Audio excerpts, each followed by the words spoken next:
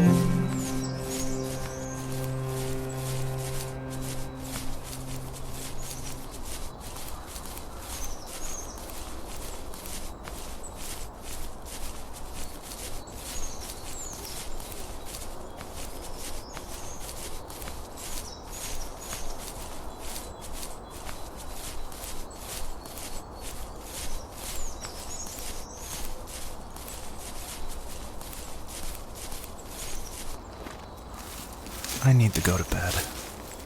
I just can't talk about this anymore. Good night.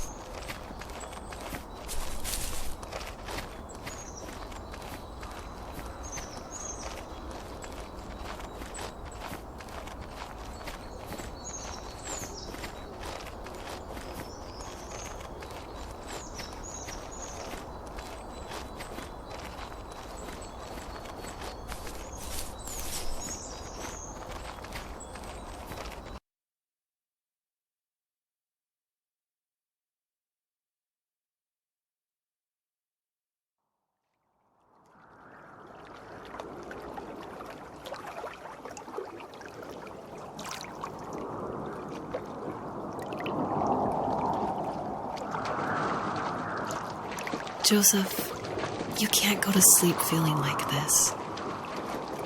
I'm sorry for everything, and I know you need space, but I'm here for you. You don't need to feel so lost. Joseph, have I ever told you what my mother was like?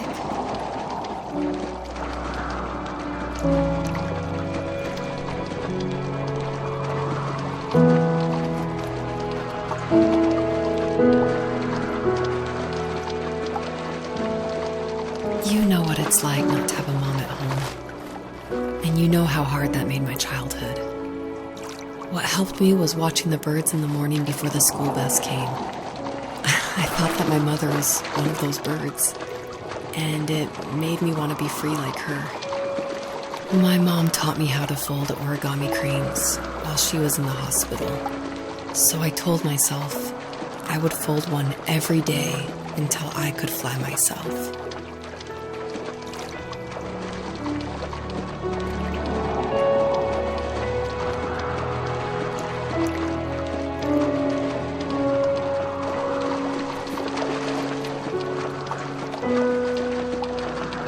I think we both have always loved animals, and for me that love started with a dog. Sometimes this Rottweiler would come up to our property line and wait at the fence for me, but only once in a while. I was sure to check every day immediately after school, and it usually ended in disappointment. I would even steal money from my passed-out dad just so I could buy these off-brand dog biscuits. Even when she did stop by, she never went beyond the fence. Why was she so scared? I think my dad was the opposite of your dad in almost every way, except he was in the military as well. He coped with alcohol of every kind. The trailer started falling apart, he got angry, and I withdrew. More and more I became the weird, quiet kid who made lots of origami birds and carried dog biscuits around. I think we were pretty similar when it came to being the weird kids. And that same sincerity in college was one of the reasons I was so drawn to you.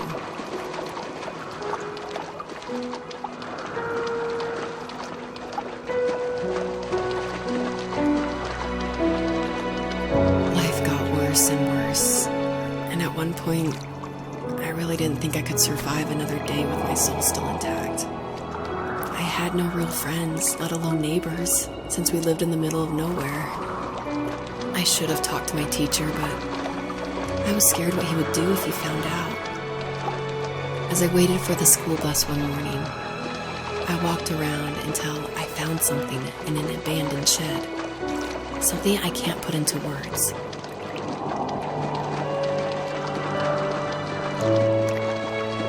I summoned courage I didn't know I had, and I broke into my dad's room and found the key to the shed where he had locked my bike. I'll never forget that feeling of the wind rushing by my ears as the sun rose over fields of wheat. I was flying for the first time. I biked as far as my legs could take me until I found a house that felt friendly, and that felt like home. Those strangers helped me in so many ways. And if it wasn't for them, I wouldn't have found my foster family. And if it wasn't for my parents, I wouldn't have met you.